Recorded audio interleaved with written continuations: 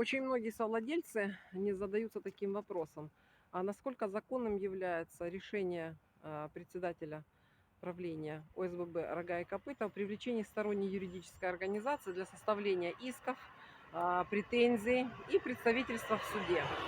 Такое решение должно быть только на законных основаниях, а именно на общем и категоричном собрании, на общем.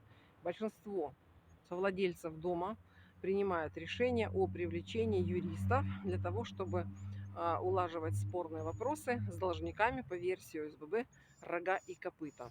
И, кстати, это же решение должно быть отражено в смете.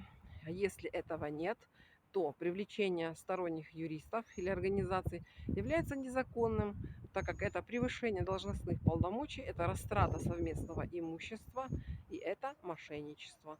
Поэтому отправляйте письменные запросы и уточняйте у ваших горе-председателей, на основании чего они тратят ваши денежки. Всем пока!